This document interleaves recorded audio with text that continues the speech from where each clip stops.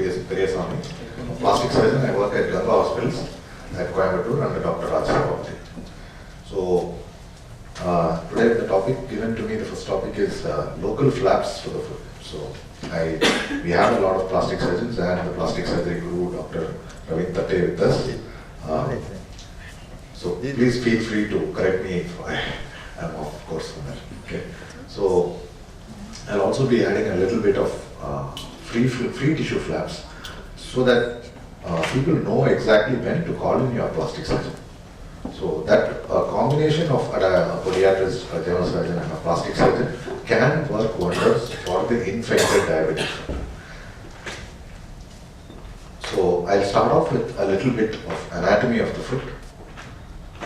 So the sole itself, as you can see, is not a plain structure. God himself or herself has designed it as a 3D structure to increase the amount of contact with the irregular surface of the foot. When you see the inside of the sole, when you dissect it out, you see that it has curves and troughs. So exactly the footwear itself also must be made this way. So once you take off the skin and fat, the first layer that you see is the plantar fascia. So it runs from the calcaneum onto the digits, particularly on the medial side. I'll explain that later why it is stronger on the medial side. Then the first layer of the sole, the flexor digitorum brevis comes in the middle, the abductor hallucis comes on the medial side, and the abductor digiti minimi on the lateral side. Once we go through that layer, comes the next layer where the long flexors do all the dorsal. Together with that, we have the quadratus plantae muscle, the digital neurovascular bundles are also there. And a point of importance to note here is, this quadratus plantae muscle exists to correct the axis of pull of the long flexors. Because all the long flexors enter into the foot on the medial side. They are not as in the hand where they don't enter through the center. So what happens is they have a tendency to pull medially, and this quadratus plantae will actually correct that pull that's there. And that is why when you have a neuropathic foot and a paralysis of the quadratus plantae, the patient starts getting a crowding of the toes. All the toes start getting deviated medially and they start getting intertrigo. So one of the surgical interventions for intertrigo is the flexor tenotomy, where you just divide all the flexor tendons and allow that pull to go off, and the toes will again come out into neutral orientation. So once that goes, you can also see the lumbricals. These are very important intrinsic muscles. These originate on the deep flexors and then insert onto the intrinsics. So what happens here is these muscles help to keep the IP joints straight. So once these muscles are paralyzed, the toes goes into flexion. The third layer of the sole, you get the transverse and oblique heads. You can see that this is the oblique head and that is the transverse head of the adductor hallucis. And you also get the flexors of the great toe. So here you have the you have the tibial and the fibular head of the flexor hallucis brevis and the flexor digitorum minimi. And the deepest layer consists of the intraosseous, and most importantly you can also see the peroneus longus. It goes across the deepest layer of the foot and inserts into the first metatarsal. All of this, I am just explaining all this because I am not going to again repeat this on the next talk. And on the dorsum, you have all the long tendons, but the most importantly, you can see the extensor hallucis and extensor digitorum brevis muscle on the dorsum side of the foot. And lateral foot, for completion's sake, you can see the peroneal tendons coming behind the lateral malleoli. The peroneus brevis inserts into the fifth metatarsal base, whereas the peroneus longus travels across to the first metatarsal base. So these.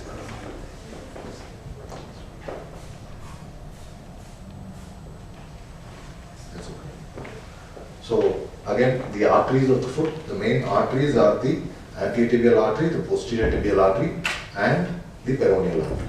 So anterior tibial will come into the foot, become the dorsalis pedis, give off the lateral dorsal artery, continue on, and then the arcuate artery, and there is a deep plantar branch going into the plantar side of the foot. Whereas on the posterior tibial side, you notice the posterior tibial artery coming in and dividing into the medial plantar and the lateral plantar. So the lateral plantar artery is the major artery of the foot. It communicates with the deep plantar here, deep perforating branch of the anterior tibial here, and forms the distal arch of the foot. The medial plantar artery is a good artery because the lateral plantar supplies most of the foot. You can actually take a flap based on this artery. The peroneal artery is here. The end vessel is the lateral calcaneal artery. It is a perforating branch which comes onto the cutaneous surface. So angiosomes are three-dimensional blocks of tissue which are supplied by a single axial vessel. So Attinger in his studies has found that there are 6 angiosomes on the foot. These are images taken from that paper. So the medial plantar angiosome, the lateral plantar angiosome, calcaneum, and the dorsalis patelis angiosome, the anterotibial angiosome, and on the lateral part of the heel, the peroneal angiosome.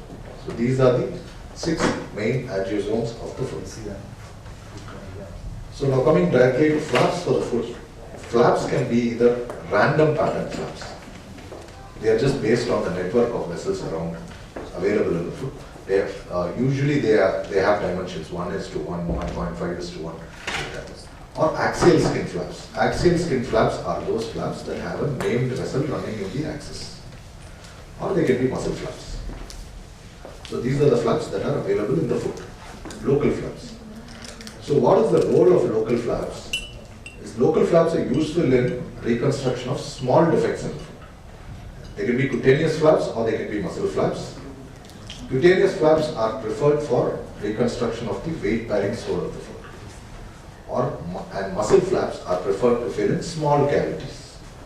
Usually the size of the maximum size they can go to is about 18 centimeters square. And the volume, you must also remember the volume of the intrinsic muscle of the foot with neuropathy will reduce by 50%. You also need good palpable pedal pulses because any flap that is going to be taken from the foot is going to take away collaterals. So if you raise a flap in an ischemic foot, you're not only raising a flap that may not be useful, but you're also endangering the distal foot. So we would always prefer to raise local flaps only in the vascular foot. So while performing local flaps, please remember you need to make incisions along the angiosomes. The local flap is a relatively hypovascular flap. Never put it on an infected bed. It is bound to necrose. The distal margins or the edges of the flap will necrose.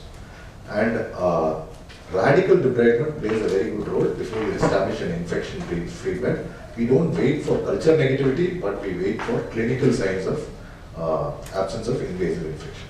So going on to the medial flaps that are raised from medial plantar angiosome, the most important flap is the abductor hallucis flap. You can see on the medial side. So this is an example of the flap that has been used to cover the heel. So you can see the small cavity there, and you put that flap and there is a well-healed ulcer. But flaps alone are not by a panacea for treatment of defects. They are only used to heal defects. So another medial plantar angiosome flap is the instep flap or medial plantar artery flap. As you can see here, a heel defect, a medial plantar artery being raised on the medial plantar vessel and then being turned in to cover the defect, and with a well-healed flap on the heel. In normal patients, you can also take a bit of the medial plantar nerve. You can dissect out and you can make it do an interneural dissection, and the nerve can also be used as a sensate flap. But in diabetics with generalized neuropathy, it doesn't make sense. Lateral plantar angiosome, the most important flap is the flexor digitorum brevis flap. The flexor digitorum brevis muscle flap can also be taken on the medial plantar angiosome, but the main arterial supply comes from the lateral plantar angiosome. So if you want to take it very distally, usually the lateral plantar vessel is what supplies it here, because you have cut off all the medial plantar arteries here, the branches there. So it is used to fill in again small bony cavities in the heel. So here you can see the flap being pushed into the heel. But if you see at the end of healing, if you put the patient onto the PEIASAMY, you'll notice that there is still a high pressure. So the flap doesn't take away the pressure, it only heals the wound. So another lateral plantar flap is the abductor digiti minimi flap. It is usually very good for covering areas on the lateral midfoot. The forefoot is also, as we've seen, most of the forefoot is also supplied by the lateral plantar artery. Here you can take random pattern flaps that can be geometrically designed, advancement flaps or rotation flaps and things like that. So according to the flow, you can decide what you want to do. You can take hatchet flaps, VY advancement flaps and things like that. And also all the toes are usually supplied by the lateral plantar artery. So you take fillet flaps also. So the calcaneal angiosome, usually a medially based rotation flap is a good flap. Or in wounds on the lateral heel, because secondary to infection, such as with cracks and things like that, you can use a small VY advancement flap to heal those defects. So these random pattern flaps can be done by everybody, but please be careful when you go into harvest muscle flaps. It would always be wise to have the support of your plastic surgeon. Again, when you come to the lateral calcaneal artery flap, which is the peroneal angiosome, the lateral calcaneal artery is the terminal artery of the peroneal artery, and it comes onto the skin. It is an axial pattern flap. The most important point to note here is you must raise the flap supraperiosteally. So there will be a deep cavity over there, and it is a very good flap for covering small defects over the Achilles tendon area. So the peroneal angiosome can also give the peroneal artery propeller flaps. These are flaps that can be usually turned up to 180 degrees based on a perforator. So the dorsalis pedis angiosome, the most important flaps are the muscle flaps, the extensor digitorum brevis and the extensor hallucis brevis flaps. You can also take the reverse dorsalis pedis vessel here. Here you can see there are, as you see, there are perforating vessels at the tip of the metatarsal area, distal intermetatarsal area. You have connections between the lateral plantar artery and the dorsalis pedis artery. So based on those, you can take the vessel, and if you see here, you can actually see the vessel pulsating there. The artery has been cut here, but still based on the reverse flow, it is pulsating over there. These can be useful in reconstructing toes. So are flaps a lasting solution to defects in the diabetic foot? Yes, to defects on the non-weight bearing areas, and no to defects on plantar weight bearing areas. For example, here you see we've done a very nice VY advancement flap, but at the end of 2 years he comes back with the same defect. So it's not only about flaps, and here the same flap which I showed before, flap on the defect on the heel, flapped and comes back with the same defect. So it's about mechanics.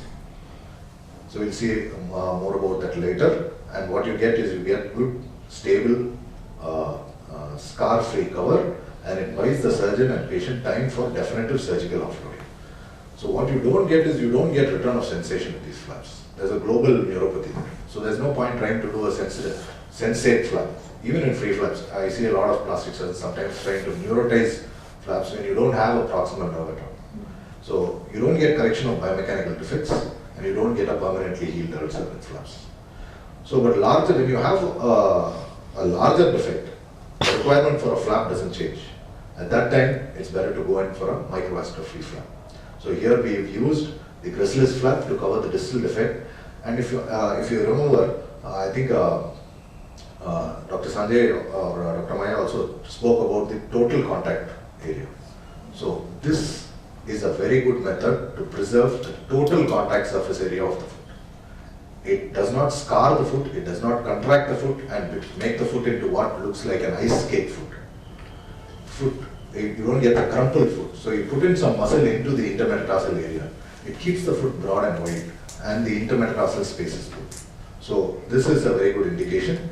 And another indication is where you need to go in to reconstruct, you need later more orthopedic surgery or anything, put in large flaps there. Another very important area is trying to preserve the distal biomechanics. For example, when you have a defect over the forefoot and metatarsal heads are exposed, then you can go in for an ALT, and through a transpedal approach you can actually put in a free flap there that helps to preserve the foot and also helps to preserve the metatarsal heads. You need to have good vascularity, but in patients who don't have good vascularity, you can go with revascularization procedures and follow up with reflux. These vessels do sometimes take a good thing. And the most important thing about flaps is accommodating plantar shear. So if you see here, there are two defects which are similar but have been treated by different methods. So here we have just grafted the plantar area. There we put in a flap on the plantar area. And if you see, this patient comes back with a small breakdown there. That is because the graft is a stiff structure which does not accommodate shear, whereas the flap will accommodate shear. For example, if you see that, the flap can move here and there. And when you put in a flap, you'll notice that the flap native skin junction absolutely has no hypertrophy. Whereas if you do this, you'll notice that because the movement there cannot be accommodated by the graft, there will be a hypertrophy of the graft and failure. We have published more on this in JPRAS. And so the role of free flaps do everything the local flaps does and more. It provides a contracture-free surface, brings in additional vascularity and gives durable reconstruction. We've also written about this on in the book on reconstruction of the diabetic foot. Thank you very much.